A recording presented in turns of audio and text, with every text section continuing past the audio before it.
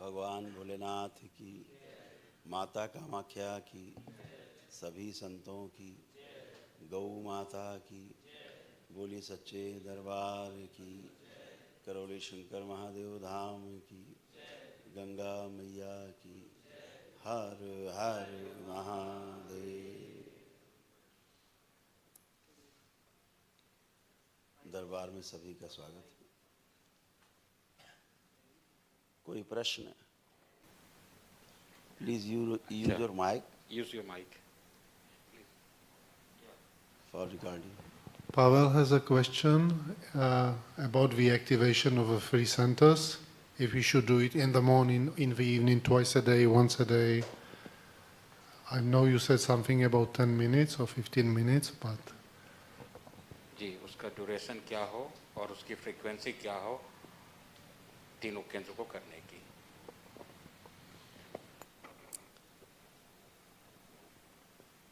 सबसे बड़ी फ्रीक्वेंसी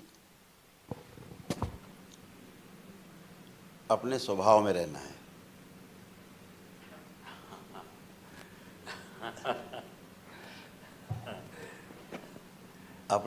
अपना जो स्वयं का स्वभाव है, जो स्वभाव है, उसी में रहना है, उसी तारतम्य में करना है। स्वभाव से अतिरेक में नहीं जाना है। उस स्वभाव में करना है कि अगर लगातार 3 घंटे भी करना पड़े तो आप आराम से कर पाएँ। ऐसा नहीं कि 10 मिनट के बाद, 5 मिनट के बाद आप थक जाएं। ऐसा। और किसी का कोई प्रश्न? साधना से संबंधित किसी का कोई प्रश्न? शंका से संबंधित अभी तक के कन्वर्सेशन में कोई Anyone प्रश्न? having any question pertaining to sadhana? Ještě nějakou otázku k sadáně? Máte někdo? Můžu se zeptat, včera jsme to dělali zvlášť, do břicha, pak do jakoby srdeční a máme to dělat takhle zvlášť nebo dohromady? Jako ohum, nebo se soustředí na... A ne, jo, ale soustředit se na každý zvlášť, ale dělat to dohromady. Okay, the question plus minus is, like yesterday you said once you said it's like a sequence, and then we practice for a while, then for a while, and then for a while. So how actually should we do it? Should we stay a little while in then move to or should do तीनों की क्रमबद्धता के बारे में सवाल है कि वो किस क्रमबद्ध तरीके Very से किया जाए। It's very easy. शुरू करते हैं नाभि से, दोनों वेरी इजी, दोनों हथेलियां जोड़ के और नाभि में रखनी है only Yes, it could be fragmented. अगर वो प्रक्रिया समझ में नहीं आ रही है कि तो ओनली एंड मा। Very simple. You can fragment it like we fragmented yesterday, but when you become smoother, then it is all three processes in the same sequence. Zpočátku to můžete rozdělit, jo, že chvilku jste v v chvilku. A potom, jakmile budete trošku zběhlí v té praxi, tak je dobrý a plynulý, tak je dobré to udělat v té jedné sekvenci. Just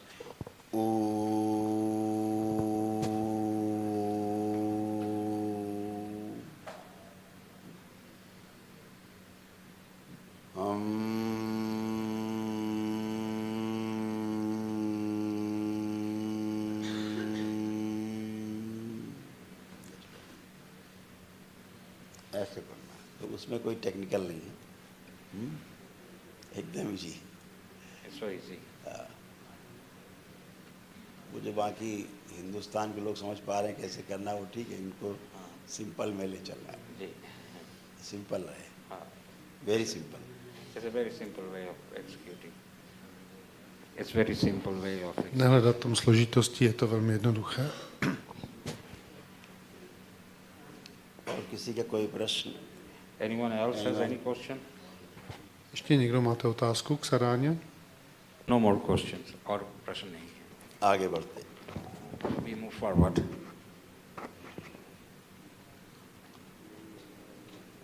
कल हम लोगों ने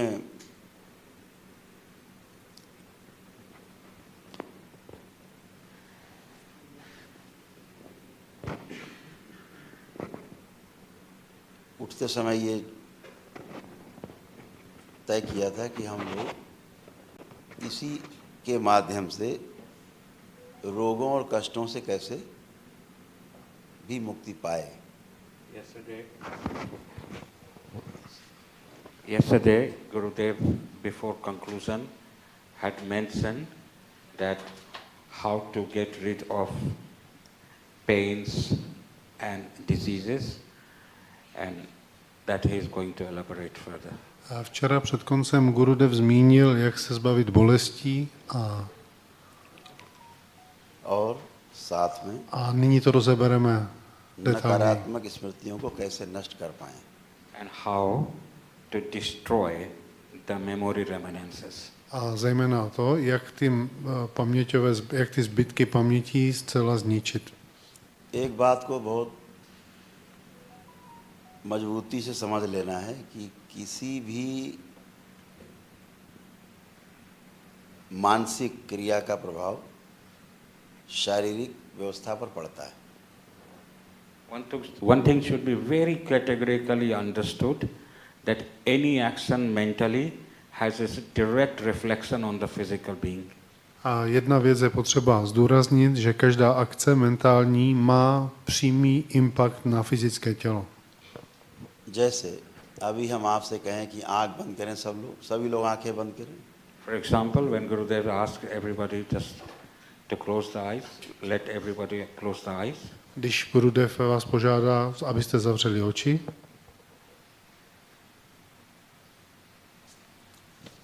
इमली का ध्यान करें कि इमली आपके सामने है और अब आपने उठा के मुंह में रखी और इमली को चूस रहे हैं।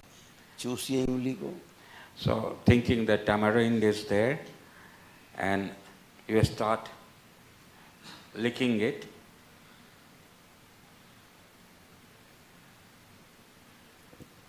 a když vám řekne, že máte tamarind v ústech a začínáte ho cítit, olizovat, और कस के चूसिए इमली को और खाइए इमली। Please open your eyes.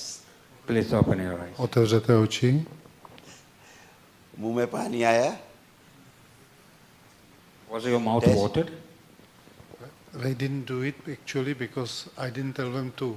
I told them when Gurudev says close your eyes, I didn't tell them close your eyes. So they didn't, I'm sorry, it was my mistake. So do it now. OK, takže zavřete oči.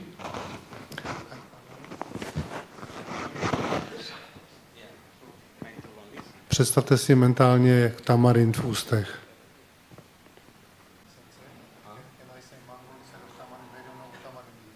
गुरुदेव ये लोग इमली नहीं पता है, वहाँ होती नहीं है। कोई बात नहीं, कच्ची अमिया खाएं। आम, जी गुरुदेव। आम नहीं बोलिए, इनको नहीं आएगा समझ में। ये आम देख नहीं पाएंगे ये। कुछ और गुरुदेव। खट्टी चीज कोई खाएं जो सबसे खट्टी होती है। सो Lemon. नींबू, यस Lemon. नींबू। Take lemon.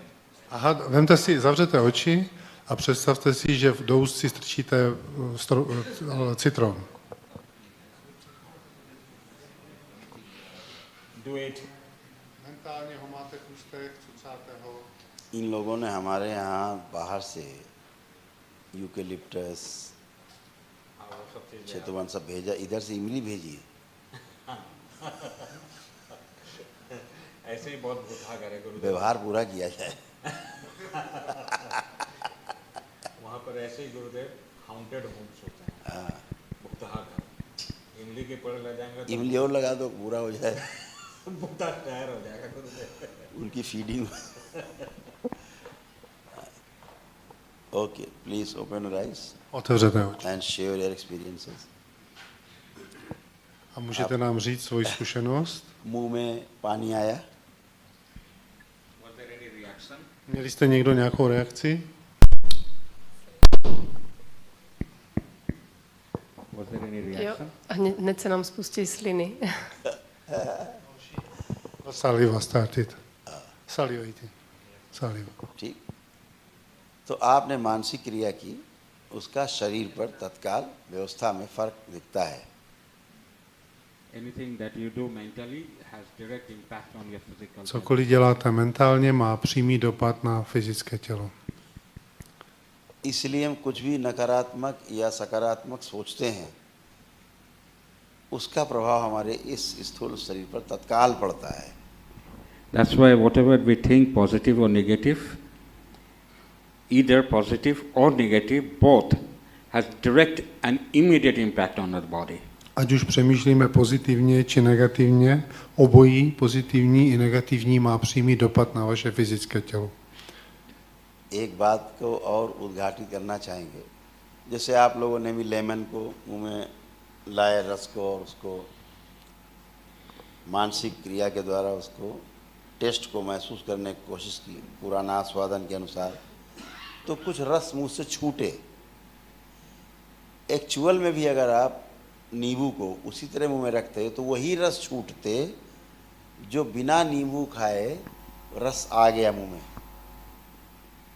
करेक्ट? जी। जो लाभ नींबू खाने के बाद वो रस आकर के मिलता नींबू के रस के साथ, जो मुंह का रस है, ग्लैंड से छोड़ती है, फिर वो हमारे आमाशय से होते हुए हमारे जो हमारा जो गैल ब्लैडर है, हमारा जो सिस्टम है, जितना भी एसिडिक हम भोजन करते हैं, हमारा जो बाइल है वो निकल करके हमारे गैल ब्लैडर से और हमारे भोजन को संतुलित करता है, एसिडिक से एल्कलाइन का संतुलन बनाता है कि भोजन क्षारीय हो जाए, अम्लीय ना रहे। केवल एक ही खट्टे फल में ये गुण है, उसका नाम नींबू है, जो अम्लीय होने के बावजूद भी अंदर जा कर के क्षार में परिवर्तित हो जाता है। तो जो रस छूटा, अभी नींबू नहीं खाया है, लेकिन जिस ग्लैंड्स ने रस छोड़ा, लार ग्रंथियों ने, ये वही काम करने वाला है भोजन के साथ, आपके बिना खाए आपके भोजन को क्षारीय बनाने वाला है। ये सिस्टम है। ये मत सोचिए कि हमने आज नींबू के बारे में सोचा, मुंह में पानी आया, कुछ नहीं हुआ, सब कुछ हो गया। आप ऐसे करके भी अपने शरीर में तमाम क्रियाओं में बदलाव ला सकते हैं, केवल आप अपनी मानसिक क्रिया के द्वारा। साधना का यही महत्व है कि आप सभी प्रकार की मानसिक क्रियाओं को रोक देते हैं, साक्षी बनते हैं। तो जो सबसे बड़ी ग्लैंड्स है वो खुलती है, जिसके लिए मनुष्य जन्म लेता है। फिर उसका रस टपक टपक, कल जो हमने साधना कराया था, बहुत लोगों के मुंह में रस आए होंगे, बहुत लोगों का रस टपके होंगे, लगा होगा मुंह में रस आ गए, आए इधर आए, तो रस आए, रस आए। तो वो जो रस आ रहा है, वो जो सोमरस, सोमरस सोमरस जी, जो बोला जाता था कि बिना सोम रस पिए यज्ञ करने के अधिकारी नहीं होते थे ब्राह्मण।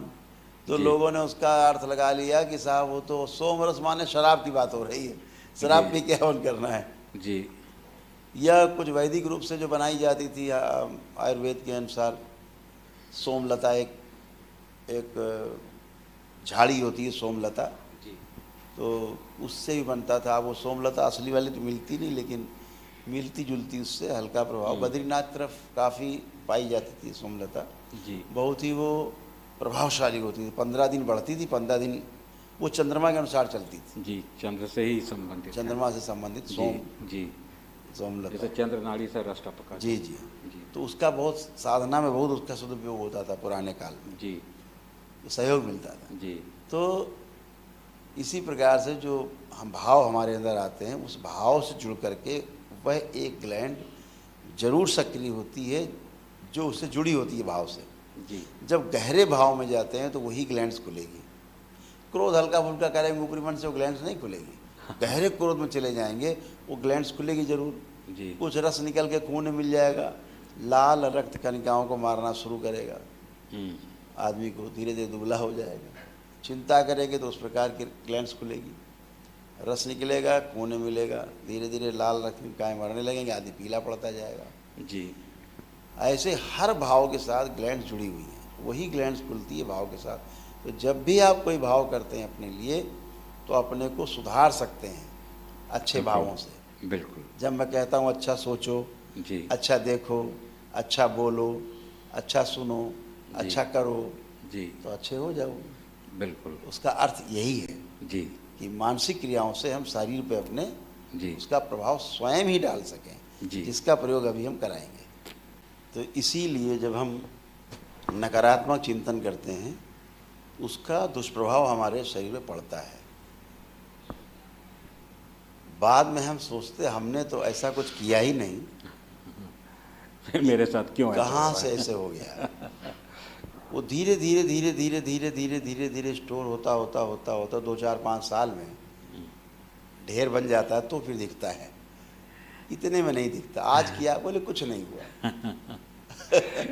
Just like slow poison. जी यह एक स्वाभाविक प्रक्रिया है, नेचुरल, वेरी नेचुरल, जिसे हमें हमेशा ध्यान में रखना है। कुछ भी सोचने के पहले, करने के पहले हमें इस बात का ख्याल हमेशा रखना है कि इसका प्रभाव हमारे शरीर पर पड़ने वाला है। शरीर में प्रभाव पड़ेगा तो फिर हम उसी अनुसार हमारा शरीर उसको ग्रहण करता है। इसीलिए हमारे महापुरुषों ने कहा है, कर्म भोग, वैसे तो 9 प्रकार से, लेकिन 6 प्रकार से कर्म भोग हमें झेलने पड़ते हैं। एग्जाम्पल, मनसा वाचा कर्मणा कृत कारित अनुमोदित। कृत्य मन कार्य में भी अनुमोदन। हमने सोच लिया जी तो बताया ना, भोग बन गया। जी आपने सोचा नींबू रस आया, अपना काम कर गया, गहरे भाव में उतरे। चिंतन किया किसी चीज़ का, चिंता की किसी चीज़ की, भाव उतरा और अपना काम कर गया शरीर में। जी तो मनसा, किसी व्यक्ति के बारे में बुरा सोचा, आपके अंदर क्रोध आया, अंदर से बदले की भावना आई, रिवेंज, अंदर हो गया काम आपके। आपका शरीर भोगने के लिए तैयार, भोगेगा उसको जो जी। रस बना है। जी तो किसी के भी बारे में, अपने ही बारे में, किसी के बारे में कुछ भी मनसा वाचा कर्मणा, सोचा तक, यानी सोच भी लिया किसी के विरुद्ध, भले ही कल आपने नहीं किया खिलाफ उसके, कुछ सोचने मात्र से आपके शरीर में वो घटना घट गई और रसों का जो सेक्रेशन है वो रक्त में गया और आपके शरीर को उसी अनुसार झेलना पड़ेगा। हो गया भोगते।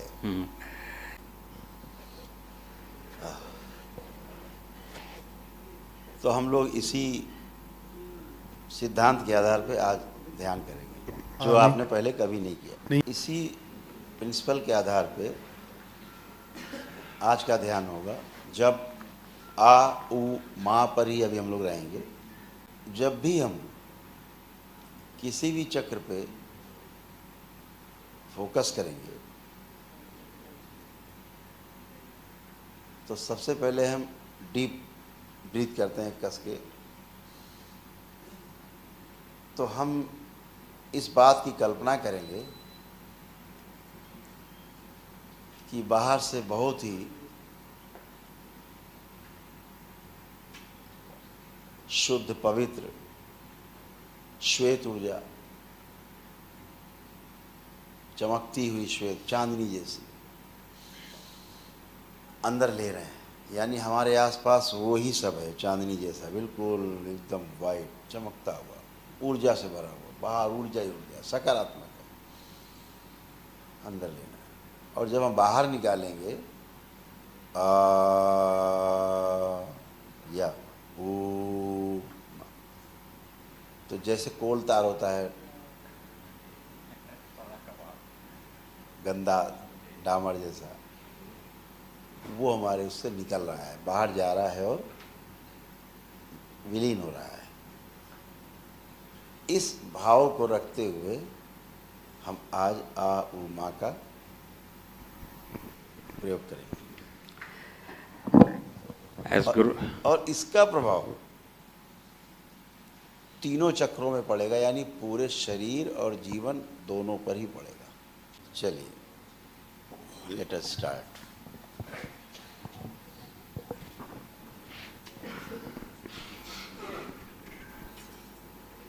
सभी लोग अपने अपने नेत्र बंद करेंगे। Please close your eyes. Zavřete oči.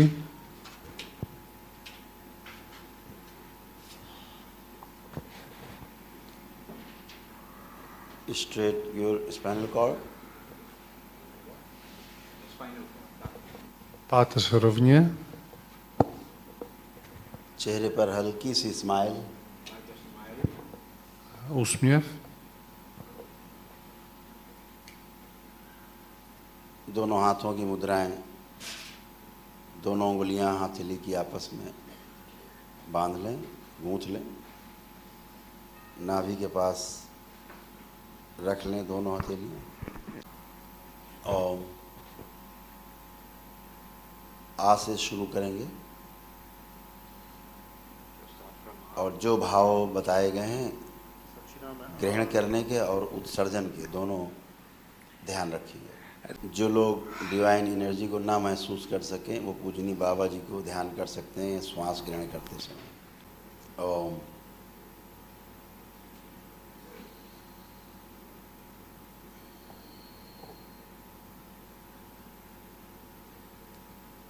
आ से स्टार्ट करेंगे तो अपनी हथेलियां नाभि के ऊपर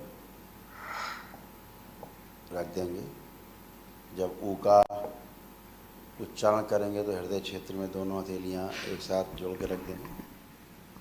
और जब माँ का उच्चारण करेंगे तो सिर के ऊपर जहाँ चोटी होती वहाँ पर दोनों हाथों की हथेलियां उंगली फंसा कर रख देंगे। सबसे पहले आ से शुरू करते हैं, नाभि पर। ओम। मेरे साथ साथ दोहराएंगे together with me. Om. Deep breath.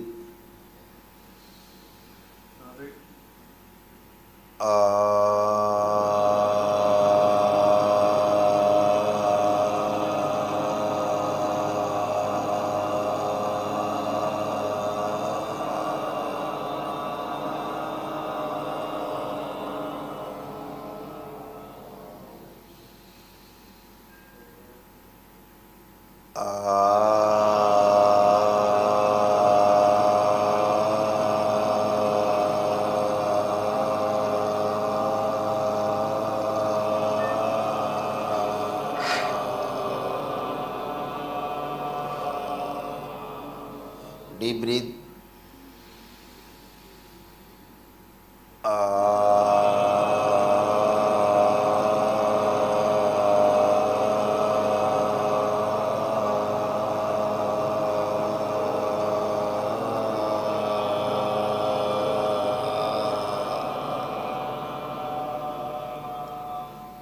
Deep breathe.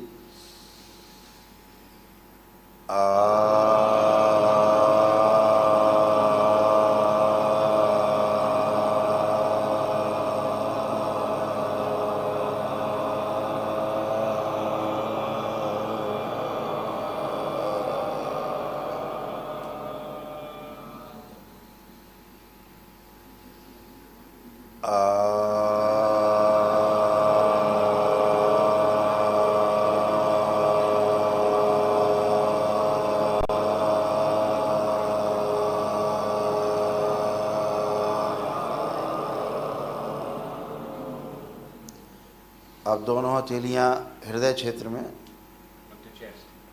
Chest में। Om. Deep breath. Feel positive energy.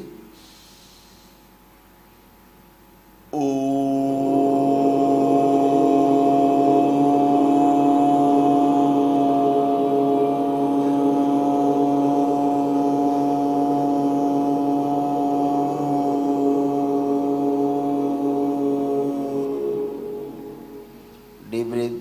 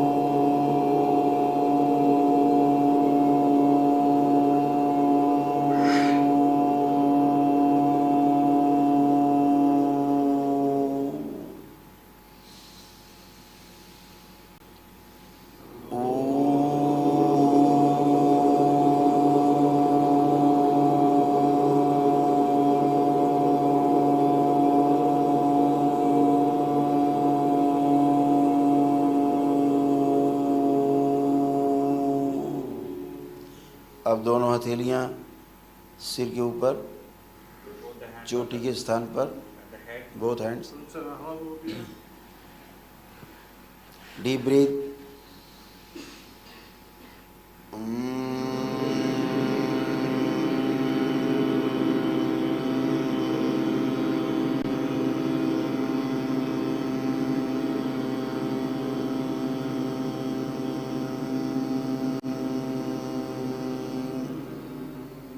Deep breathe.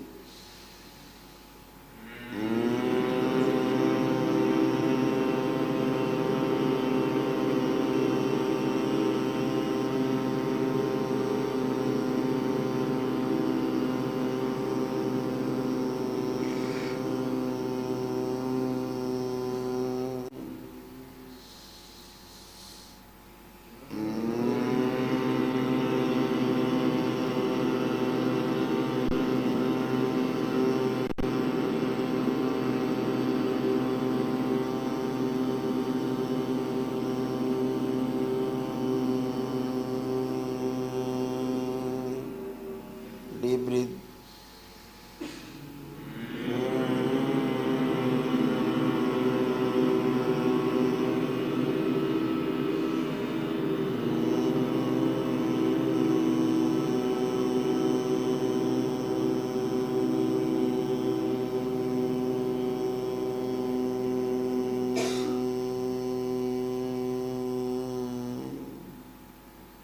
Deep breathe.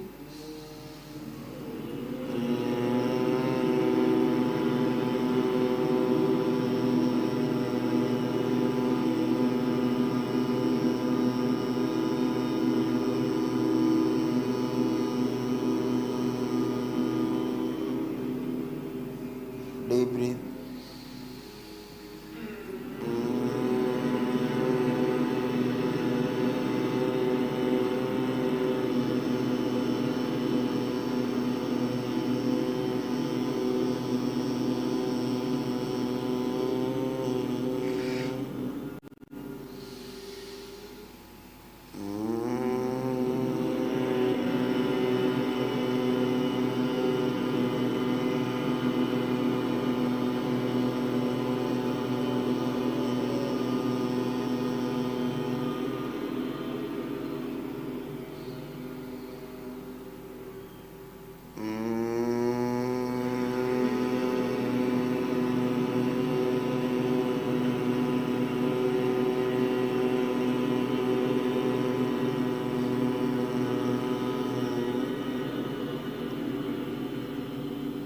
Deep breathe.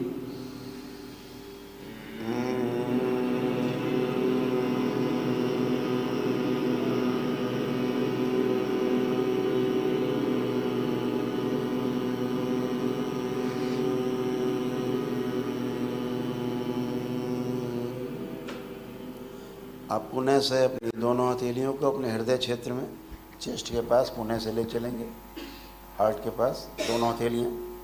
Back again onto the heart.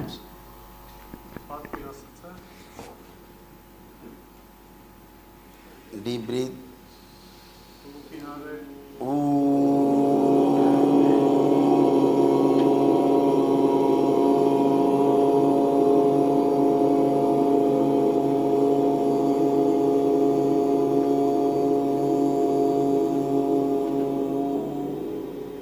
Deep breathe.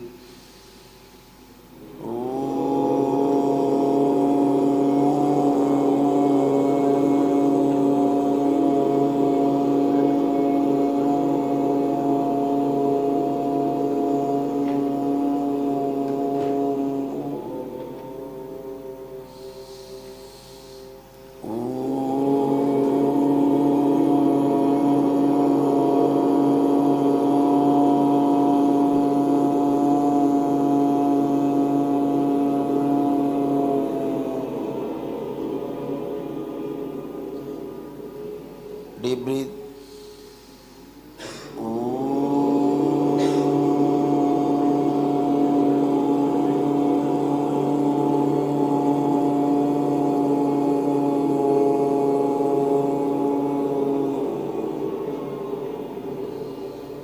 Again.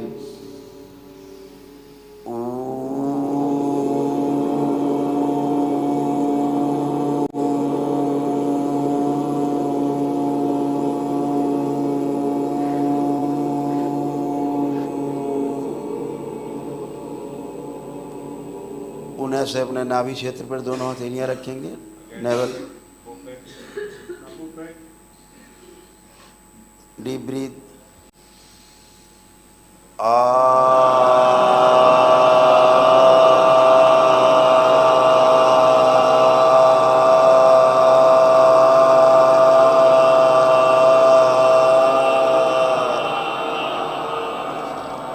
Deep breath.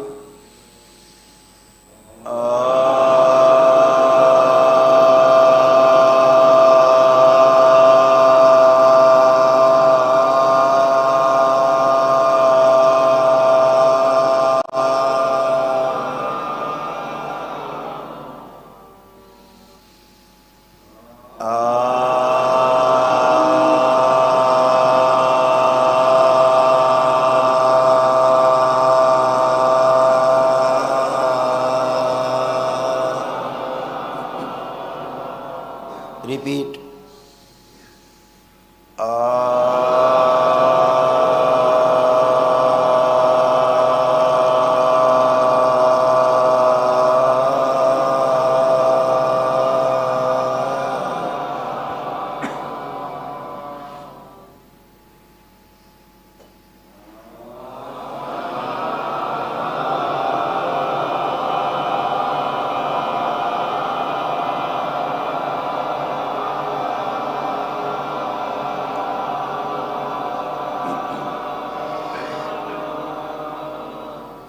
Thanks to Baba and Ma.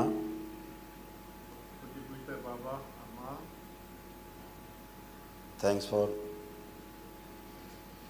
this session. Poděkujte za tuto session.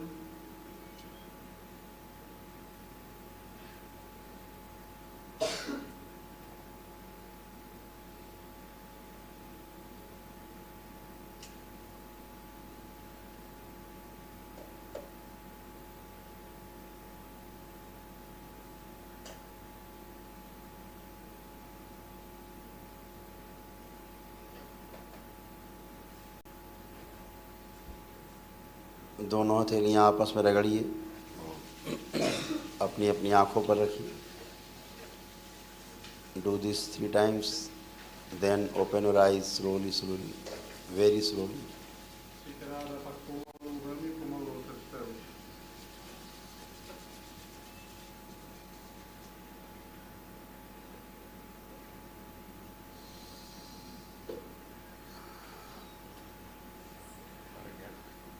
I hope आप अपने आप को अच्छा feel कर रहे होंगे।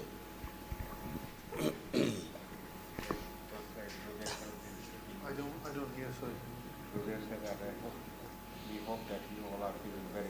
Just like empty body empty mind. अगर ध्यान में बैठने के पहले ये प्रक्रिया कर ली जाए तो रास्ता और अच्छा हो जाता है, सुगम हो जाता है। बहुत अच्छा। एक्चुअली क्या होता है, इतने सुपर उस पर जाके कि आदमी की वापस आने की इच्छा नहीं होती। वो तो चलो बुला के आ जाते हैं, फंसते हुए जाके ज़्यादा है जो डिस्कनेक्ट हो जाते हैं। बेहोशी में गए और बेहोशी में तो कनेक्टिविटी कम रहती।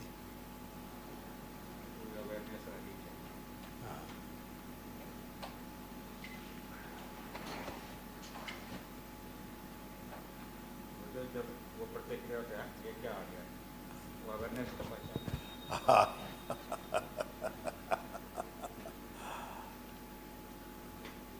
मेरे ख्याल से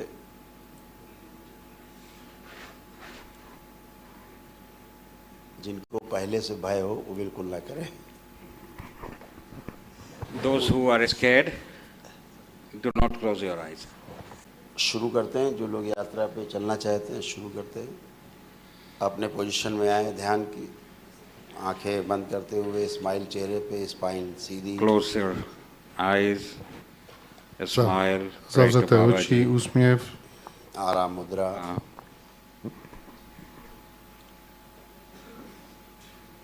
ज्ञान मुद्रा या हथेलियों की उंगलियों को आपस से फंसा के रखना, जो भी आपको सुगम लगे करना है। एक बार सभी लोगों को जैसे आंख बंद कर मेरी आवाज़ सुनेंगे सभी लोग। जब यदि लोग फंसेंगे ऊपर कोई भी, तो 3 बार मेरी ओम ओम जब बोलूँगा ओम ओम ओम, तो सारे लोग वापस रहेंगे, आएंगे। इस ध्वनि से सब कनेक्ट रहेंगे, हमारी इस ध्वनि से सभी लोग कनेक्ट रहेंगे। So वापस आना ही होगा, ये ध्यान रखना है। या कोई आपकी नाभि को टच करेगा तो आपको वापस आना ही होगा। आप सभी आंखें खोल पाएंगे।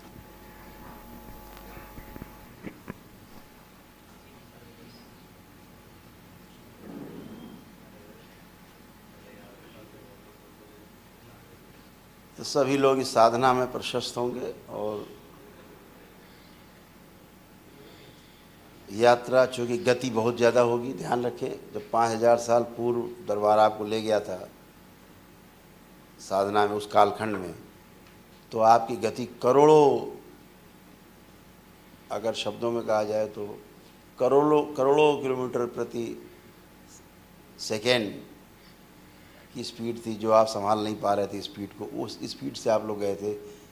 ये गति उससे भी 10 गुना ज़्यादा तेज होने वाली है।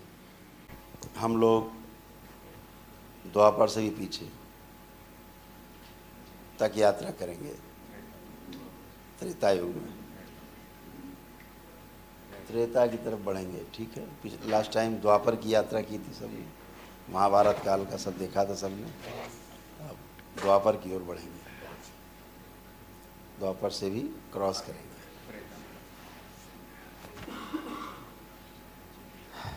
तो सभी लोग अपनी अपनी पोजीशन पे अपना मुद्रा लगा लेंगे, पालथी लगाएंगे। So get चेहरे पे ready. हल्की सी स्माइल, Připravte se, úsměv. रीढ़ की हड्डी सीधी।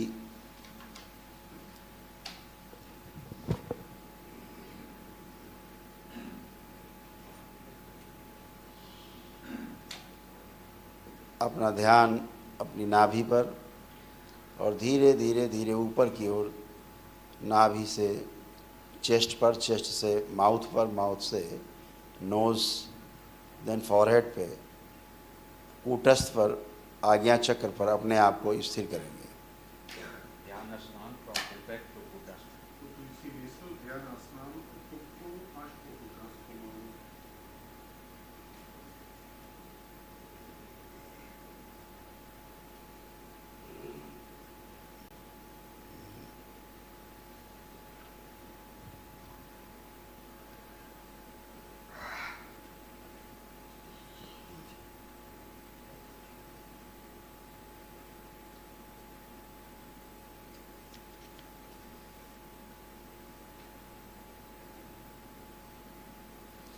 ओम।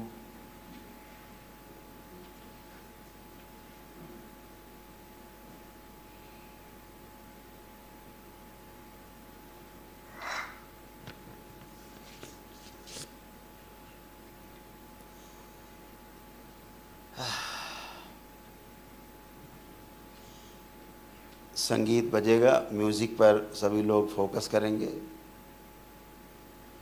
ध्यान आज्ञा चक्र पर रहेगा, कूटस्थ पर, एंड टुगेदर विद म्यूज़िक पूरा ध्यान, पूरा फोकस म्यूजिक पर रहेगा। संगीत से ध्यान पूरी तरह एकाकार करेंगे।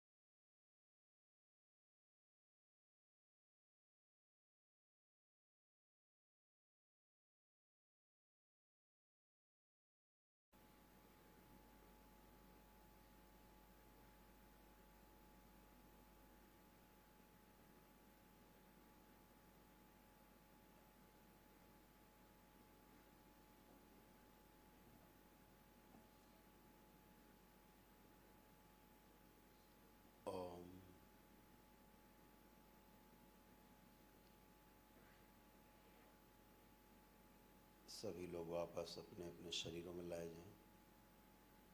सभी लोग वापस होंगे।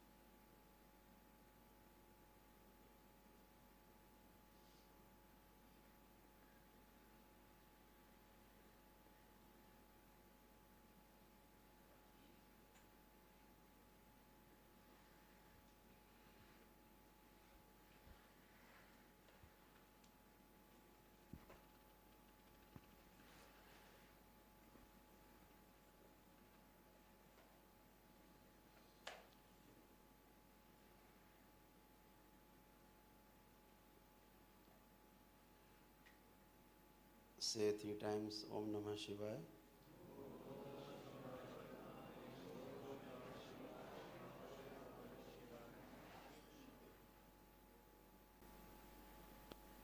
Rub your both palms together and put on your eyes. Do this 3 times. Then open your eyes slowly, slowly, very slowly, very slowly.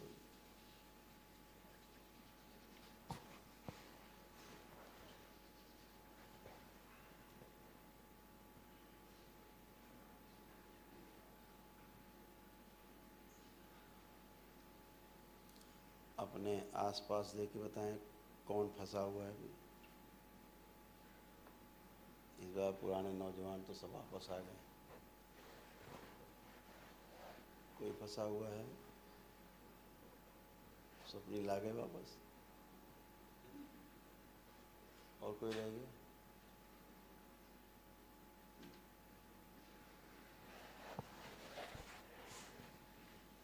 लगता है एक मूवी रह गया गुरुदेव, हैं? एक हम से अटक गया हूँ।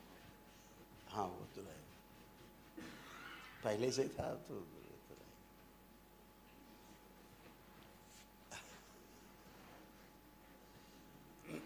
अब स्वस्थ दशा में वहाँ रहेगा, ध्यान की अवस्था में रहेगा। अभी भी लग रहा है गुरुदेव एक हाँ, एक एक अंश सबका उस युग में छूट गया, सभी का। वो ध्यान की अवस्था में रहेगा। हर चीज़ पर पल गुरुदेव, सूरज तो था ही नहीं। हर चीज़ बहुत अच्छा, हर चीज़ पर पल। तारे धीरे धीरे करके लाल हो गए, रफ्तार बहुत देर से हरे सुरंग से रफ्तार। आकाश गंगा दाहिने साइड दिखी, लेकिन वो उल्टी घूम रही थी। उसकी गति बाएं से 90 क्लॉक वाइज थे आकाश की। और वहाँ पर कुछ दिखा नहीं, लेकिन ऐसा फील हो रहा था कि 7-8 तपस्वी लीन है। आवाज़ आपकी आ रही, आने का मन नहीं। और अभी भी गुरुदेव ऐसा लग रहा है कि यहाँ भी है वहाँ भी है। यस,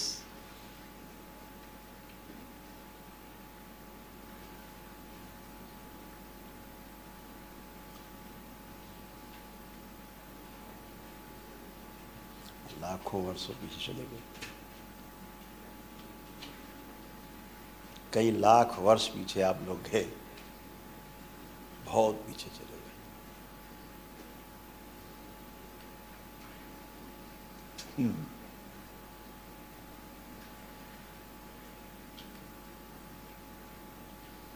अच्छा है। किसको किसको एक्सपीरियंस हुआ? एक्सपीरियंस किसको किसको हुआ? Or had experiences? Yes. Kdo z vás měl nějakou zkušenost?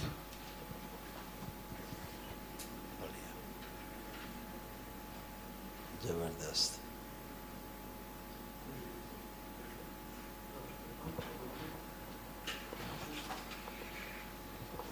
Mají pásy tu Štefan? Sensei?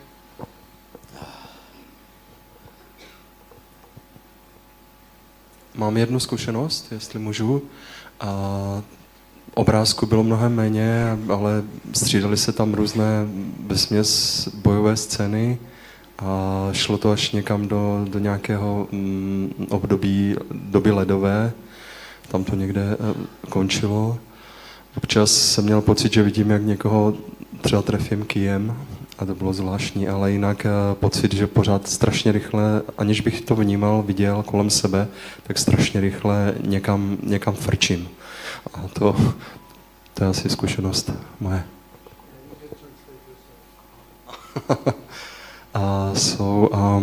There were much less pictures than the last time, than the previous time. Most of the scenes I saw, there were fragments of fighting scenes, wars or just clashes, because as it went deeper, so I had a feeling that I am in an ice age, and so I smashed someone's head with the club, and then there was something like before I remember we cut throat of some lady being tied to a tree, and these are just the fragments, but otherwise I had a interesting feeling that I am super fast flying somewhere. I couldn't see it, but I felt it actually. I just felt that I'm being towed somewhere, and I was sweating a lot actually.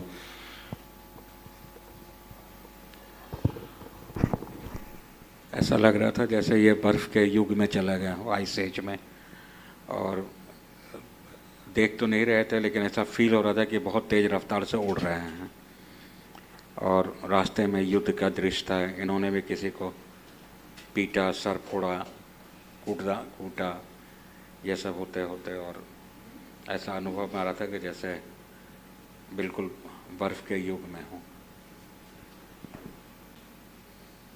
Any questions? किसी का कोई प्रश्न?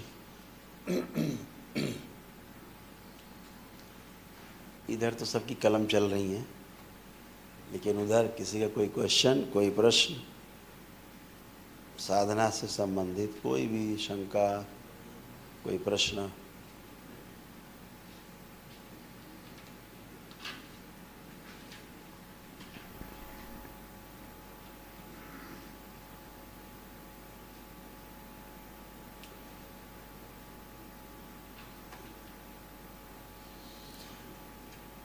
Anyone questions? I have a question about erasing the memory. If it was the same effect as we experienced last time during this traveling to 5,000 years, and now it was 10,000 years. इनका प्रश्न है कि क्या जैसे पिछले 5,000 वर्ष पीछे जाने पर उस समय के रोग नष्ट हो गए, तो क्या वैसे ही घटना अब भी घटी कि उस युग में जाकर के तमाम रोग और कष्ट नष्ट हो गए? अभी उस प्रक्रिया में नहीं गए। अब वो प्रक्रिया नहीं रही जी। अभी उस प्रक्रिया में नहीं गए। उस युग में इतनी मारामारी नहीं थी, क्योंकि आप 10,000 वर्ष पीछे जाने का शाब्दिक अर्थ है कि आप लाखों वर्ष पीछे चले गए, कई लाख वर्ष पीछे चले गए।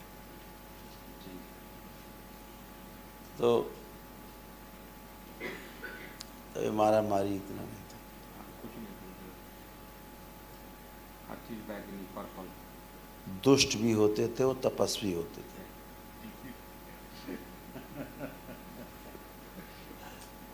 वो भी साधक ही होते थे। केवल सोच का फर्क था। संप्रदाय अपने अपने हिसाब से बने हुए थे, लेकिन सब साधक ही थे, सभी साधक थे जी गुरुदेव, ये उस पीरियड में। अभी तक अंश अटका पड़ा है गुरुदेव। वो रहेगा, वो तो रहेगा, सभी का है अंश में। तो होता ही है, जहाँ भी जिस भी युग में जिस भी कालखंड में आपका जन्म होता है, आज से पीछे हजारों लाखों जन्म हुए हैं, सभी जगह अंश तो छूट ही जाता, रहता ही है, सभी जगह रहता है।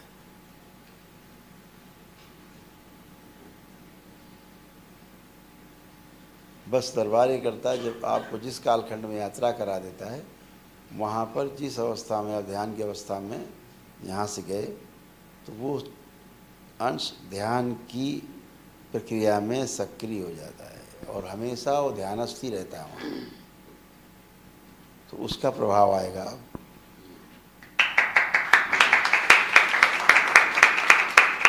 इसीलिए यहाँ बहुत अच्छा फील नहीं होगा। बहुत रूखापन सा है, है रूखापन है, रूखी रोटी है, यस, यही है। सूखी रोटी। और उसका प्रभाव आता रहेगा, धीरे धीरे ये प्रभाव दरबार अभी आपके पीछे कर देगा। गुरुदेव, स्टार्टिंग जो हुई थी, सफ़ेद गाय का जो केंद्र है वहाँ पर तेजी से इंटर किए थे। सफ़ेद गाय पूरे कुबड़ वाली, मतलब हम्प अच्छा। वाली, उसके केंद्र से यात्रा सूर्य नाड़ी, उसके अंदर घुस करके फिर यात्रा शुरू हुई।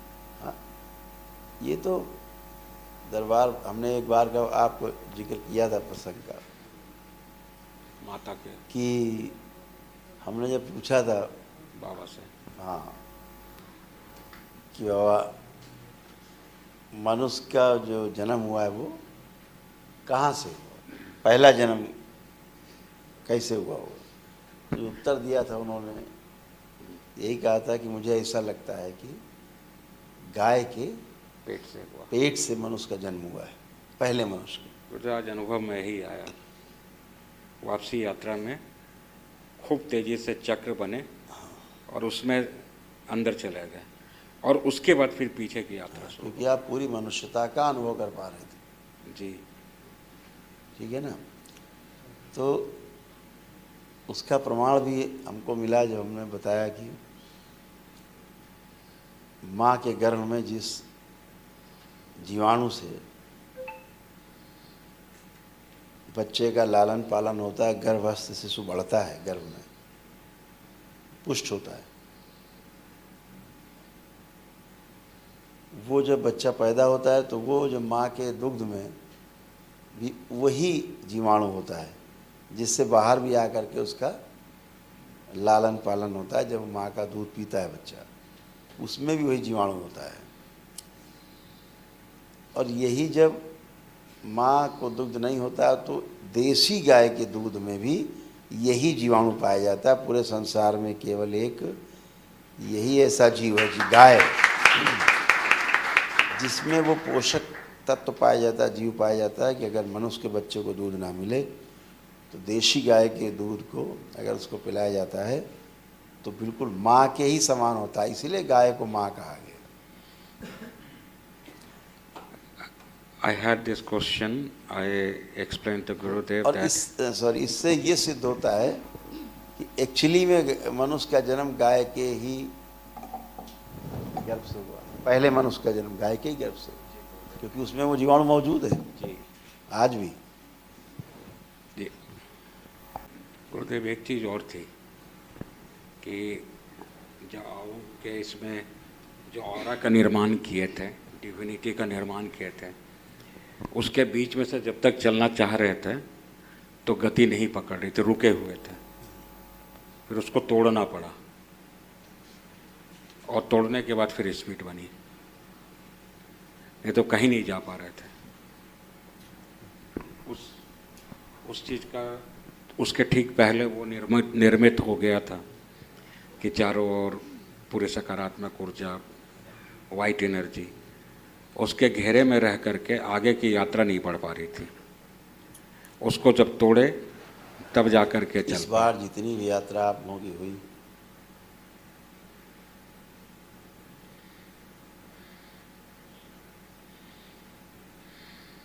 एक सुरक्षित घेरे में ले जा करके हुई। इसलिए दरबार जहाँ तक आपको ले जाना चाहिए वहाँ तक ले गया। जी, शेल में। बिल्कुल, और उसके पास से फिर वापस ले आया सभी। जी, जीवन को यात्रा का जो अनुभव है, ये बड़ा अनुभव है। आप सब बहुत ही परम सौभाग्यशाली हैं जो लाखों वर्ष पीछे जाकर के यात्रा करके लौटे। तो वर्तमान ब्रह्मांड में यात्रा करने में कोई दिक्कत ही नहीं है, तो बहुत ही सरल है, तो बहुत इजी हो गया। जैसे ग्रेजुएट बच्चे से कहा जाए भाई कक्षा 3 का सवाल हल करिए। इसलिए आपको उस यात्रा कराने का अर्थ इतना ही है कि आप लोग इन नीचे कहीं अटके ही ना, क्योंकि अब आपके पास एक्सपीरियंस बड़ा है, आपके जीवन को जो एक्सपीरियंस है वो बड़ा है, और जो उस कालखंड में जो अंश है वो सक्रिय है साधना में, तो उसका प्रभाव आता रहेगा। तो वो बहुत भारी प्रभाव है, हल्का प्रभाव नहीं।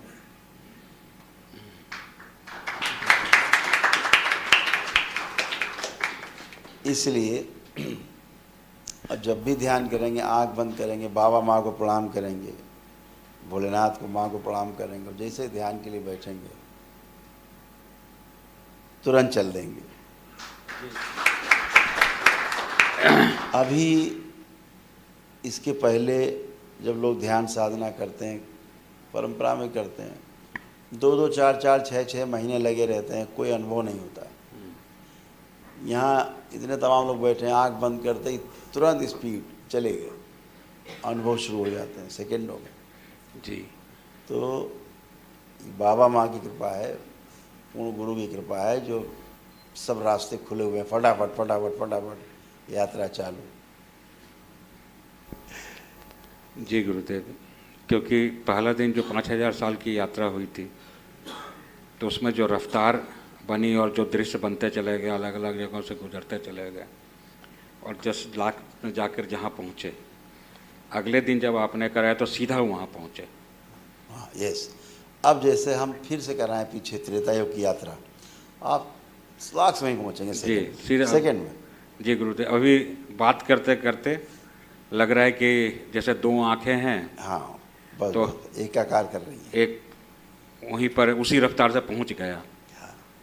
गुरुदेव, एक और चीज़ हुआ था कि 2 चांद, चांद तो सैकड़ों हैं, हजारों हैं। उस सुरंग से पहले 2 चांद थे, हाँ, एक इधर एक इधर, उस सुरंग से पीछे पहले जो हरा सुरंग था, और बहुत रफ्तार में पार होता गया, पता नहीं कितने करोड़ों मील की रफ्तार रही होगी।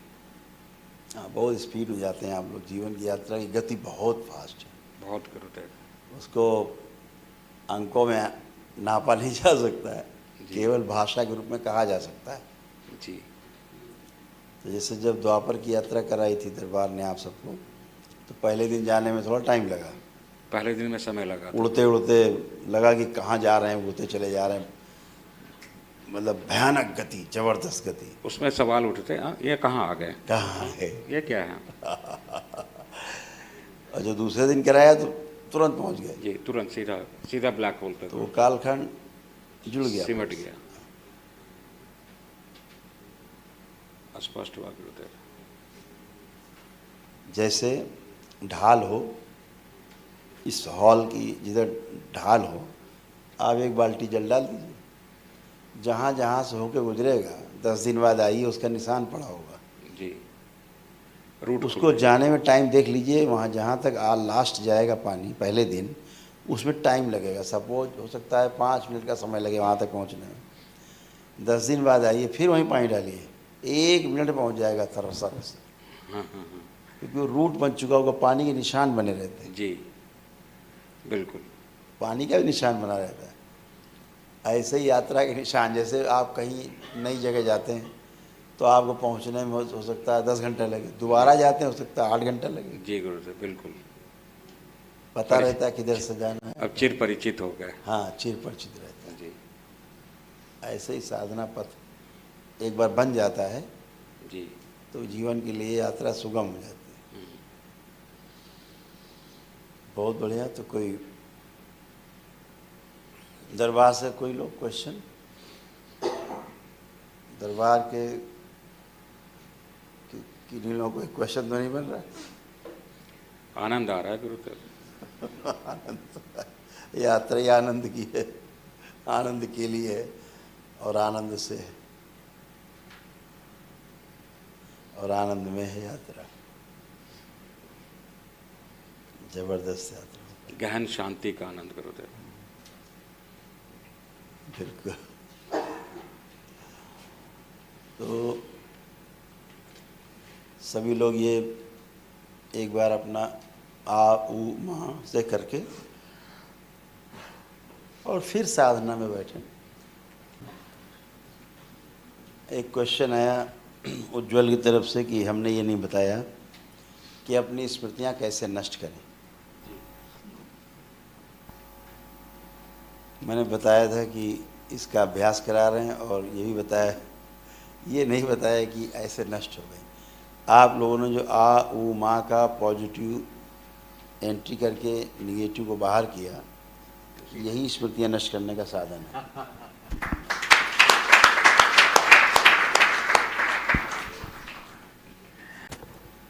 क्योंकि जाते समय उसका प्रभाव से गुरुदेव जम्भाई दनादन बाहर आ रही थी। उसके प्रभाव इतना नहीं कराते, जी आप इतने लाख वर्ष पीछे नहीं जा सकते थे, जी दम छूट जाती है। जी बिल्कुल। बच्चे पूछ रहे हैं जाते हैं, हाँ देखते हैं लेकिन याद नहीं रहता है, मेमोरी नहीं। तो मेमोरी डिस्ट्रॉय करने के लिए दरबार ले जाता है उस कालखंड में मेमोरी बनाने के लिए नहीं ले जाता है।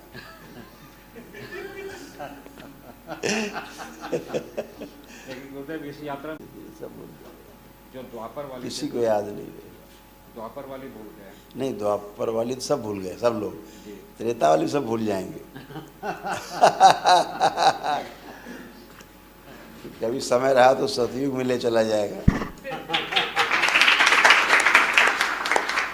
तो वहाँ जो जो आप लोगों ने किया, वहाँ की जितनी स्मृतियाँ हैं वो भी नष्ट हो जाएंगी।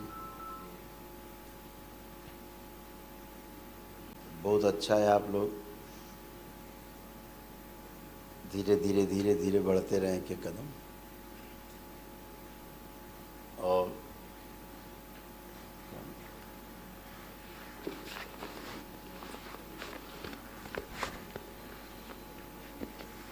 साधना का अर्थ ही है स्वयं को साधना, बैलेंस करना। साधना कोई क्रिया नहीं है, क्रिया का दृष्टा होना, क्रिया का साक्षी होना साधना है। और जितना हम गहराई से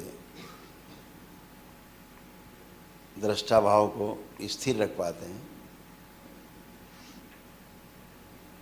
उतना हमारा स्तर ऊंचा होता जाता है। साक्षी भाव जो है वो हमारी आत्मा का विषय है। साक्षी भाव शरीर का विषय बिल्कुल भी नहीं है, ना बुद्धि का विषय है, बुद्धि से परे है।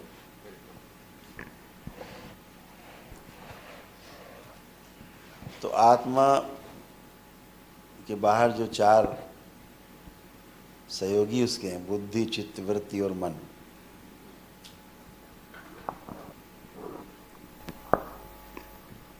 वो साक्षी नहीं होते। साक्षी उनका केंद्र है। केंद्र में आत्मा नामक तत्व, हम उसका नाम देते हैं आत्मा। जी आत्मा नाम इसलिए देते हैं कि परमात्मा का वो अंश है, जी शिव का अंश है, जी जिसे हम आकाश तत्व कह सकते हैं, महाआकाश, परम आकाश, जी ऊर्जा, महाऊर्जा, परम ऊर्जा, कोई भी नाम दे सकते हैं। हर दो तत्वों को बीच में जोड़ के चलने वाली, सृजन या विध्वंस करने वाली जो शक्ति है, उसका नाम है शिव।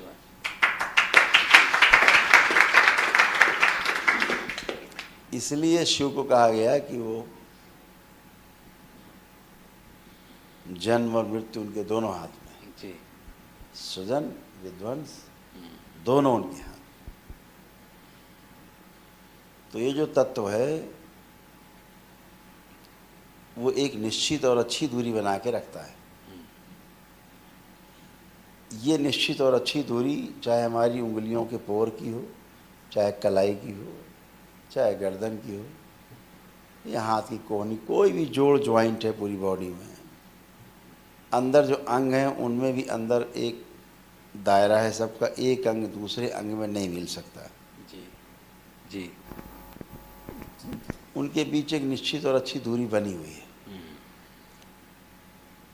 ऐसे ही यह निश्चित और अच्छी दूरी प्रत्येक परमाणु के एक एक अंश में बनी हुई है। बिल्कुल। और यह जो निश्चित और अच्छी दूरी चाहे पृथ्वी और सूरज के बीच की हो, चाहे धरती और सूरज के बीच की हो, चाहे जितने भी ग्रह गोल नक्षत्र जितने भी हैं उनकी आपस की दूरी हो, वो एक निश्चित और अच्छी दूरी के कारण ही सुरक्षित रूप से गतिशील हैं, बिल्कुल क्रिया में हैं। जी और जो क्रिया में हैं ये इसलिए क्रिया में है कि जो शिव है, जो कि क्रियाशील नहीं है, क्रिया शून्य है, जी उस क्रिया शून्यता की वजह से प्रत्येक इकाई जो दिखाई देती है वो क्रिया में है, क्रियाशील है। तो हर वो इकाई जो दिखाई देती है विध्वंस होते हुए, सृजन होते हुए, उसके विध्वंस और सृजन का आधार शिव है, शिव ऊर्जा है। शिव का अर्थ होता है जो है ही नहीं। है ही नहीं का मतलब ये नहीं कि वो है नहीं, ना होते हुए भी सभी क्रियाओं का आधार वो है जो नहीं है। जैसे हमें आप सुन पा रहे हैं तो हमारे आपके बीच में जो स्पेस है, जो तरंगें बीच में बह रही हैं, उनके कारण आप हमें सुन पा रहे हैं। अगर ये स्पेस ख़त्म कर दिया जाए तो सब एक दूसरे में जुड़ जाएंगे, घुल मिल जाएंगे, लड्डू बन जाएंगे, अस्तित्व नहीं रहेगा।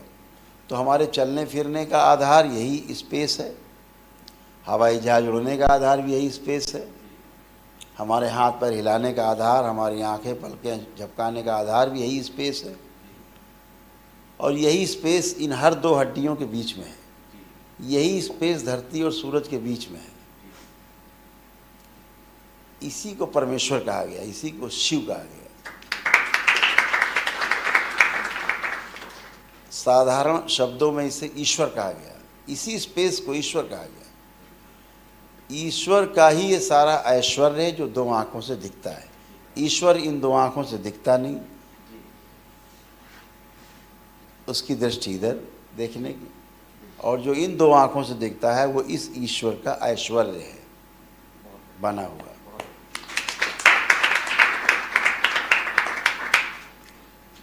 जब ये निश्चित और अच्छी दूरी कम या ज़्यादा हो जाती है तो उसे रोग कहते हैं, रोग बनता है। अगर ये हड्डी की दूरी जो है कलाई की ज़्यादा हो जाएगी तो दर्द होने लगेगा, घूसा मार दिया कम हो गई तो दर्द होने लगेगा। तो कम या ज़्यादा होना, सूरज का और धरती की जो दूरी है अगर थोड़ी सी कम कर दी जाए धरती नष्ट हो जाएगी। ऐसे ही यही जो बीच का स्पेस है वह एक निश्चित और अच्छी दूरी में अपने को बनाए हुए है। प्रकृति जितने भी जीव जगत हैं, पदार्थ अवस्था, प्राण अवस्था, जीव अवस्था, मानव अवस्था जो ज्ञान की इकाई है, ज्ञान से संचालित होता प्रत्येक व्यक्ति, ज्ञान अवस्था, पिछली जो 3 इकाई हैं, पदार्थ अवस्था, प्राण अवस्था और जीव अवस्था, ये प्रकृति के अनुरूप हैं। कहीं प्रकृति को नहीं छेड़ते, प्रकृति के अनुसार ही चलते। नदियाँ अपने हिसाब से बहती हैं, हवाएं अपने हिसाब से चलती हैं, पहाड़ अपने हिसाब से बने हुए हैं, ज्वालामुखी अपने आप फटती है, सब कुछ, सारी बरसात अपने आप होती है, सारा कुछ, समुद्र अपने आप हिलोरे मार रहा है। Everything is in order, everything in order, सब कुछ अपनी व्यवस्था में। कोई भी एक दूसरे में अवरोध पैदा नहीं करता, सारा को एग्जिस्टेंस है, सब एक दूसरे को सहयोग करते हैं, सारा सह अस्तित्व है। केवल मनुष्य ही एक ऐसी इकाई है जो पूरी सृष्टि की व्यवस्था में अवरोध पैदा करता है। पहाड़ काटने का काम आदमी का, ये कोई पशु पक्षी चिड़िया जानवर नहीं करते। पहाड़ सारे काट डालने का काम मनुष्य का, सारे पेड़ पौधे काट डालने का, जंगल काटने का काम मनुष्य का, सारे जितना धरती का नीचे से निकाल के कोयला ऊपर ले आओ जला डालो, तेल निकाल दो जला डालो, ये सब काम मनुष्य का। प्रकृति के हर काम में अड़ंगा लगाना, बाधा पैदा करना, ये काम मनुष्य का। इसलिए इस सृष्टि में जब भी कभी विनाश होगा तो सबसे पहले मरने वाली जो इकाई होगी वो मानव इकाई होगी, मनुष्य सबसे पहले मरेगा।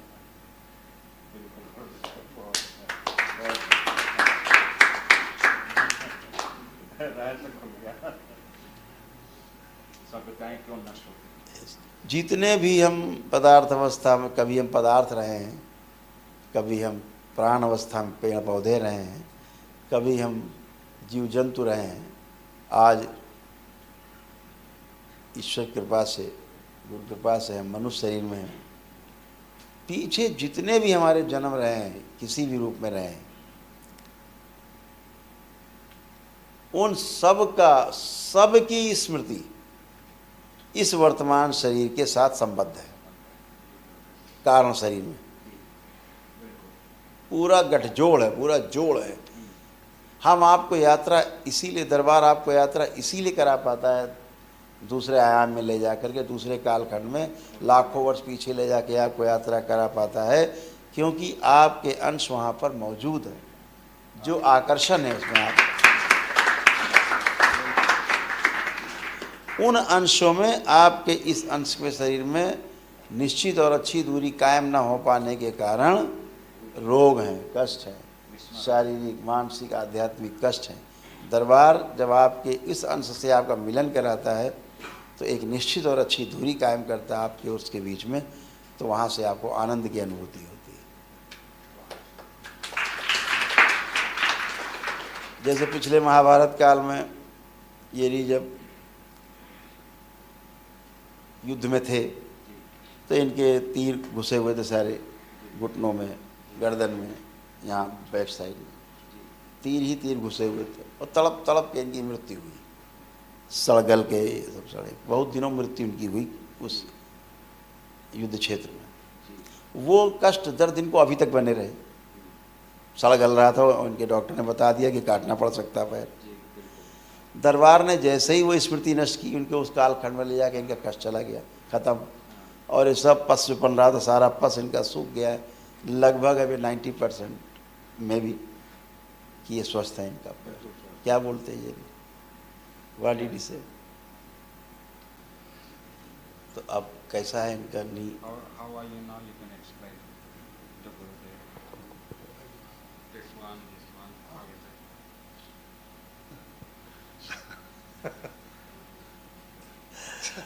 एक योद्धा के रूप में अच्छा युद्ध लड़ा भीष्म पितामह के सहयोगियों के रूप में, दाएं बाएं सेना में, टुकड़ी में, अलग अलग टुकड़ी में। जैसे वेरा के कष्ट थे, ये भी योद्धा थी, पुरुष के रूप में थी उस महाभारत काल में, तो ये भी युद्ध लड़ी।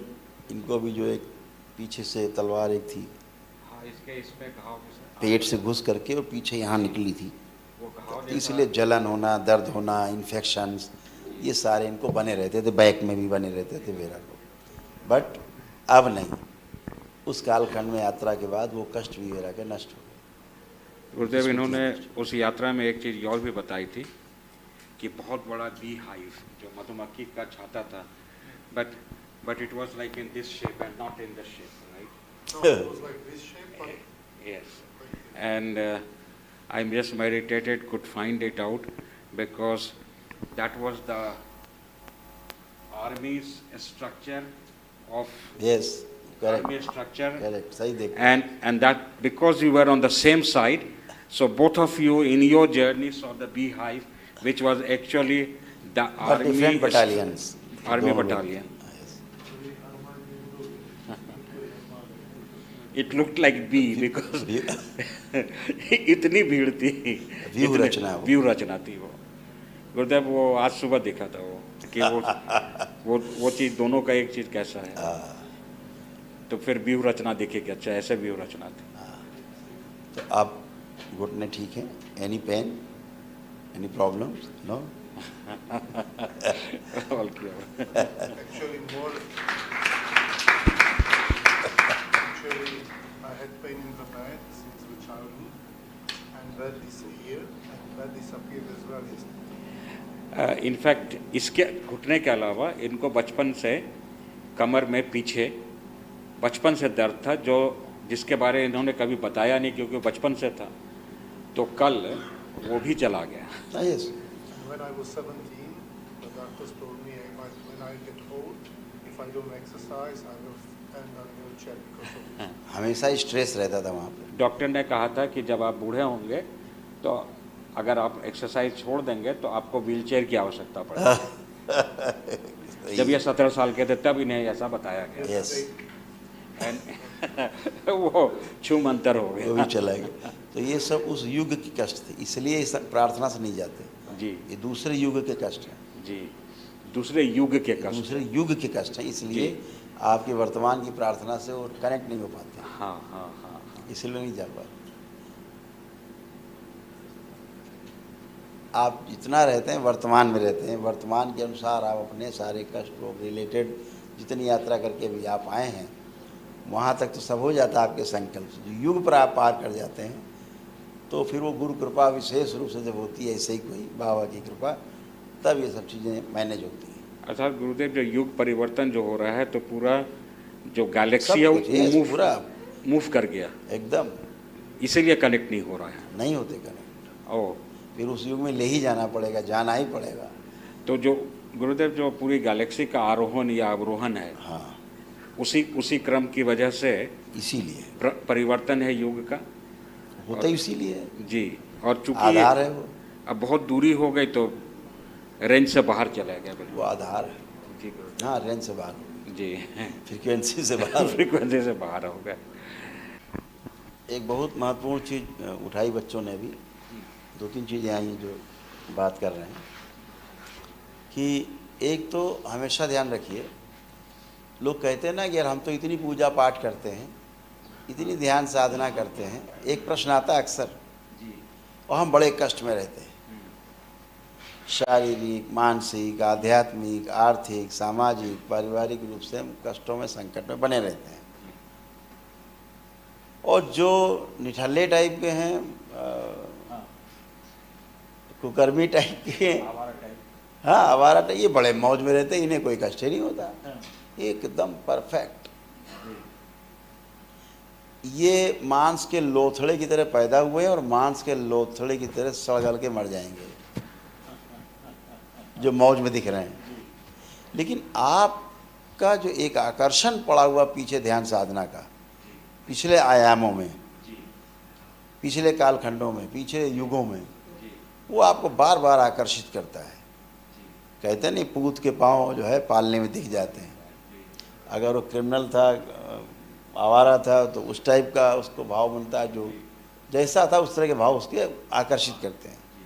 फिर वो संगति में आकर के, चूँकि मनुष्य ज्ञान अवस्था का प्राणी है, इसलिए संगति में आकर के अगर डॉक्टरों के ग्रुप में चलेगा डॉक्टर बन जाता है, इंजीनियर के उसमें चला गया तो इंजीनियर बन जाता है, फोटोग्राफर चला गया तो फोटोग्राफी करने लगता है, हवाई जहाज लोग चलाया तो उड़ाने लगता है, और जो गुंडे बन जाते मवाली तो मारकाट करते। जो जहाँ फंस गया, ज्ञान जो मिला उसको, उसका वो पूरा सदुपयोग करता है उस ज्ञान का। अब वो ज्ञान कैसा है उसके लिए, जिसको ज्ञान मान के बैठा वो सूचना है, उसकी सूचना के आधार पर चलता है मनुष्य। तो जब हम ध्यान साधना पूजा करते हैं तो हम उस साधना पथ से जुड़ने लगते हैं, और वो हमारे शरीर जिन कष्टों में साधना के समय के आखिरी क्षणों में छूटे हैं, कष्टों में या मृत्यु के समय के, जो वो चीज़ें सीधे से फील होने लगती हैं, वो कर्म भोग आने लगते हैं सामने। मैं बोलता हूँ ना, जैसी आप इच्छा करते हैं वो वाली आपके इर्द गिर्द इकट्ठी होने लगती है। वो इच्छाएं है कहाँ से, किसकी इच्छाएं? आपकी ही अनंत इच्छाओं कह लीजिए शब्दों में, वो पड़ी हुई हैं तमाम आयामों, वही आपको घेरने लगती है उसी टाइप की, और आप वैसा ही फील होने लगते हैं, वैसे करने लगते हैं, वैसे रोगी दिखते हैं। जब गुरु कृपा होती है तो वो कर्म भोग कट जाते हैं, फिर दूसरा खुलता है कर्म भोग का चैप्टर।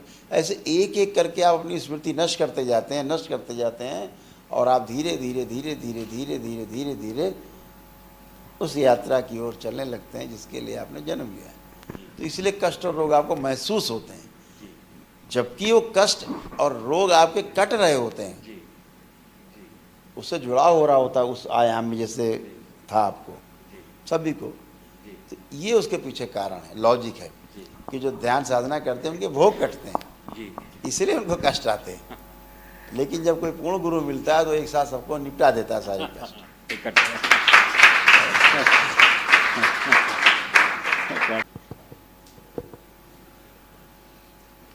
एक सवाल आया बच्चों की तरफ से कि अभी जब हम लोग यात्रा कर रहे थे, पीछे यात्रा कर रहे थे, तो हम देख पा रहे थे कि हम बहुत तीव्र गति से, समझ नहीं पा रहे थे कितनी गति ये चले जा रहे हैं, बस चले जा रहे हैं। तो अगर हम चले जा रहे हैं तो वो कौन था जो देख रहा था कि हम चले जा रहे हैं? तो पहले भी हमने कई बार आपका ध्यान आकर्षण किया है कि जो जीवन है वो 5 चीज़ों के संगठन से जो बना हुआ उसको हम जीवन कहते हैं। पहला आत्मा, दूसरा बुद्धि, तीसरा चित्त, फिर वृत्ति और मन, ऐसे 5 चीज़ें संगठित हैं। जब हम साइंस के आधार पर समझने जाते हैं तो ये पूर्ण संगठित है, पूर्णता लिए हुए जीवन है, इसलिए 2, 8, 18, 32 के रूप में ऑर्बिट पूरा करता है। एक एटम पूर्ण है, ना विघटित होता है और ना संगठित होता दोबारा से, क्योंकि ये पूर्ण विकसित है, पूर्णता को प्राप्त। इसीलिए कहते हैं कि आत्मा की मृत्यु नहीं होती, वो ठीक है, लेकिन जीवन विघटित हो जाता है। तमाम जगह आपको हो सकता है पढ़ने में मिले कि जीवन कभी नष्ट नहीं होता, आत्मा तत्व नष्ट नहीं होता, हो गई। यही बात बुद्ध ने कह दी थी तो संकट खड़ा हो गया था। तो इस बात को हम लोग यहीं रोक देते हैं छोटे में, नहीं सब किताबें उसी में नष्ट हो जाएंगी, क्योंकि सबका आधार आत्मा है, ढह जाएंगे, खत्म हो जाएंगे। तो जो बुद्धि है, बुद्धि के ऊपर आत्मा की दृष्टि रहती है, केंद्र में आत्मदृष्टि, साक्षी भाव, अक्रियाशील, लेकिन नेत्र उसके ऐसे लगे हैं, देख रही। तो आत्मा का जो चोर को देखते रहो ना, चोरी नहीं कर पाता। अगर आत्मा की बात सुनो तो फिर बुद्धि नहीं चलती। तो आत्मा की दृष्टि बुद्धि पर, बुद्धि की दृष्टि चित्त पर, और चित्त की दृष्टि वृत्ति पर, और वृत्ति की दृष्टि मन पर।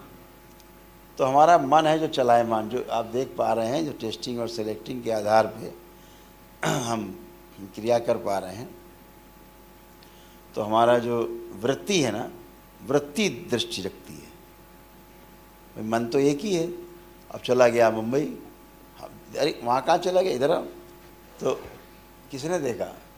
तो वृत्ति ने देखा। वृत्ति में जो तुलन और विश्लेषण की जो 2 क्रियाएं हैं,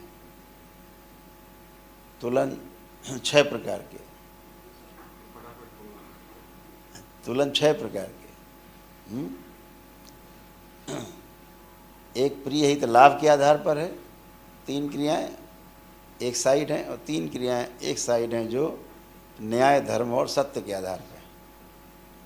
तो जब आप न्याय धर्म और सत्य के आधार पर देखते हैं, अरे मुंबई कहाँ चले गए, तो तुरंत वापस आओ, वापस आ गए।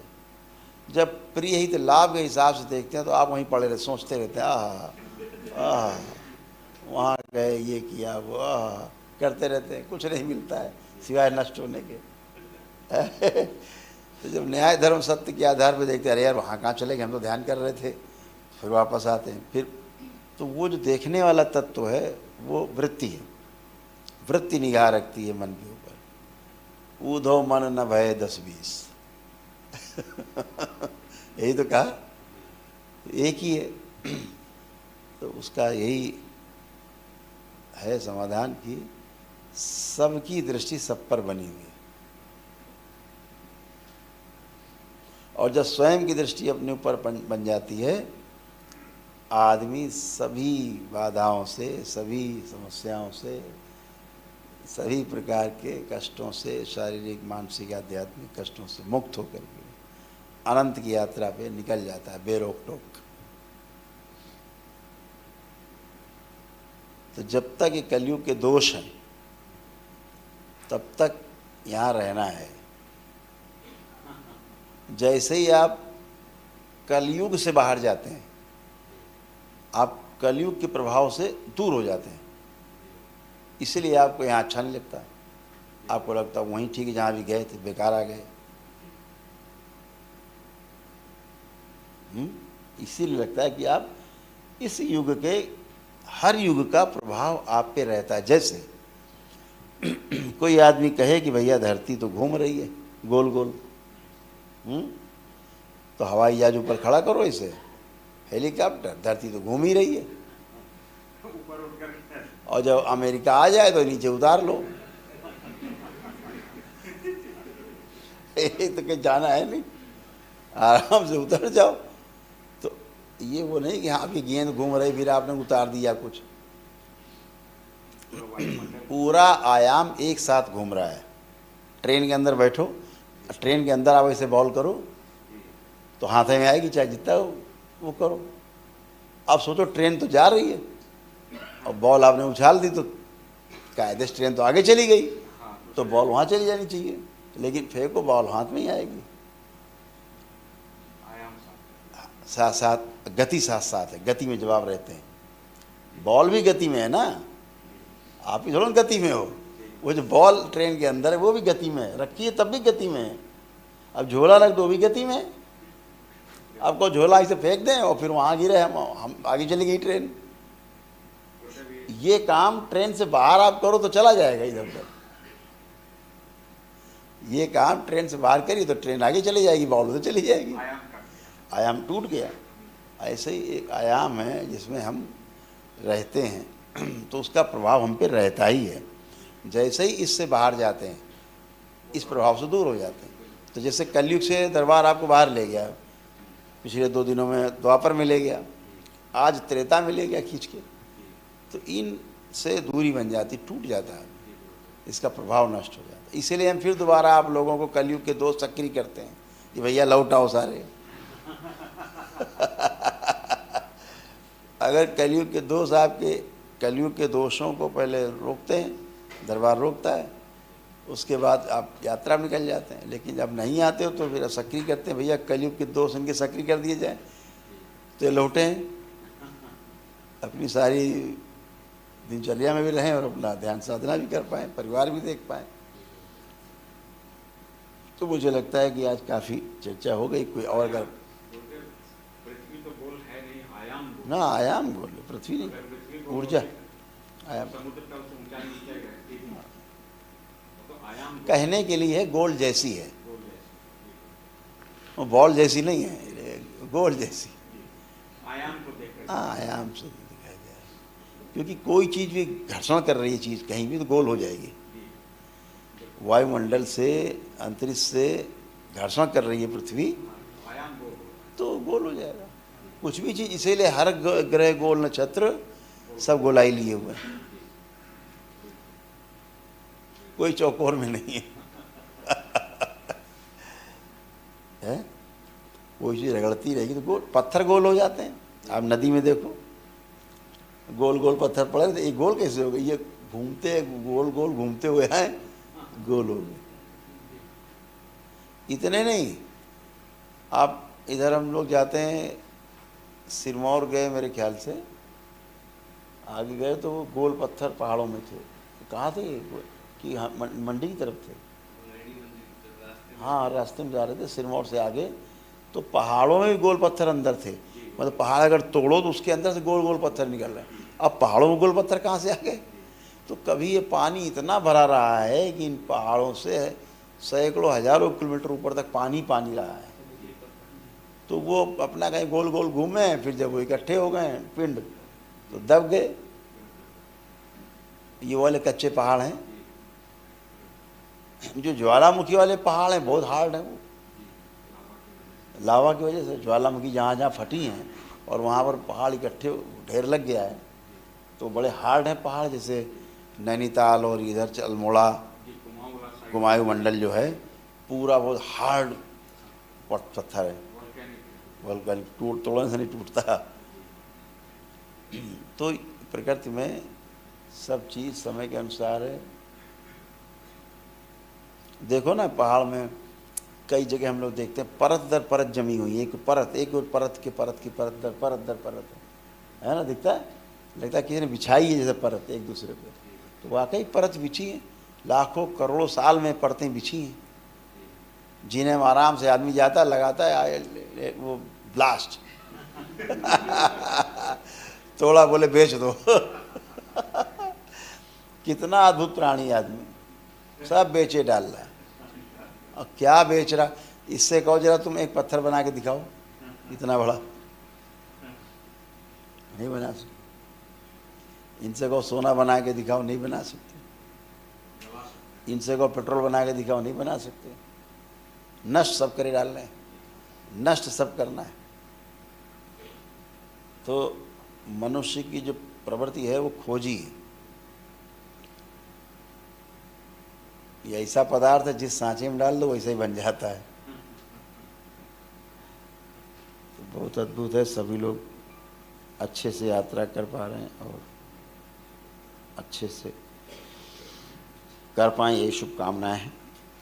कल मुझे लगता है कि आप लोगों को निकलना है, कल विदाई का दिन है जो अच्छा नहीं है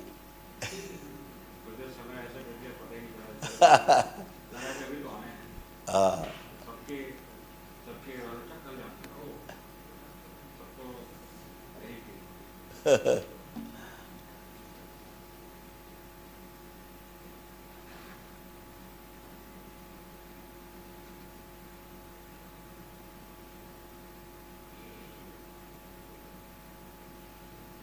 बिल्कुल।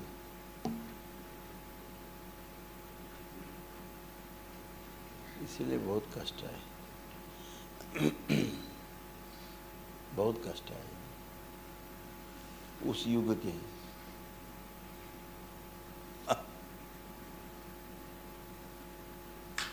इसलिए प्रथम दृष्टया भी कोई देखेगा आपको चलते फिरते तो लगेगा योद्धा है आज भी।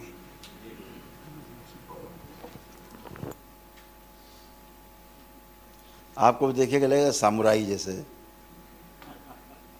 कि चले तो पैर की आवाज़ भी ना हो, वो वाली फीलिंग रहती। जैसे एक सज्जन हम जानते हैं उनको, पुलिस के बहुत बड़े अफसर थे, वो चलते कितना तेज चलते थे, उनके जूते की आवाज़ नहीं आती थी। तो हमने उनसे पूछा कि आपको तलवार चलाने में इंटरेस्ट है कुछ? बोले नहीं, मैंने कभी नहीं चलाई। हमने ये नहीं पूछा चलाई कि नहीं चलाई, इंटरेस्ट है? बोले बहुत इंटरेस्ट है इंटरेस्ट तो बहुत, चलाई नहीं। और बहुत आकर्षित करती तलवार हमको, और मुझे लगता है मैं खूब युद्ध कर सकता हूँ। तो कभी कोई पिछले उसमें रहता है तो फिर वो चीज़ें उसकी रहती हैं। तो और कोई क्वेश्चन? आज का सत्र समापन किया जाए, बाकी आप इन्हें सबको एक्सप्लेन करिएगा। सभी को बहुत बहुत शुभकामनाएं। आप सभी सत्र को ज्वाइन कर पाए आप लोग। बाबा माँ के सानिध्य में, उनकी छत्र छाया में, भोलेनाथ की माँ की छत्र छाया में ध्यान करने का प्रयास कर पाए। गुरुदेव सभी पूरी तरह से तृप्त नहीं हो पाए, हाँ तृप्त नहीं हो पाए, हाँ, अतृप्त रह गए कि समय निकल गया। मतलब समय का पता ही नहीं चला हाँ, गुरुदेव। समय का नहीं पता। फिर सब योजना बना रहे हैं कि सितंबर में फिर से आने का।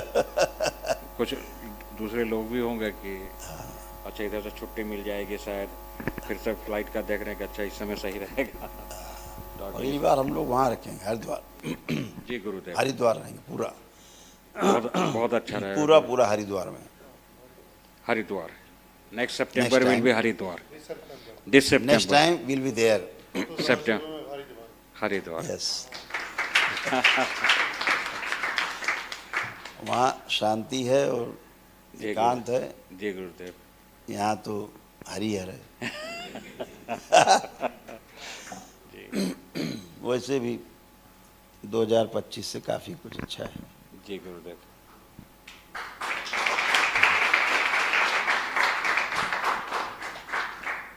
तमाम कूड़ा करकट से बाहर आ पाएंगे।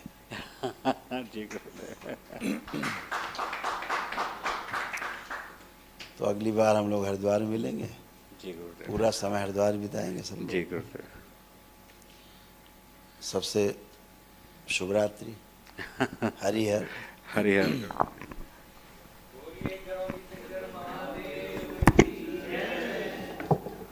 बोलिए सद्गुरुदेव भगवान की, गुरु माता की, भगवान भोलेनाथ की।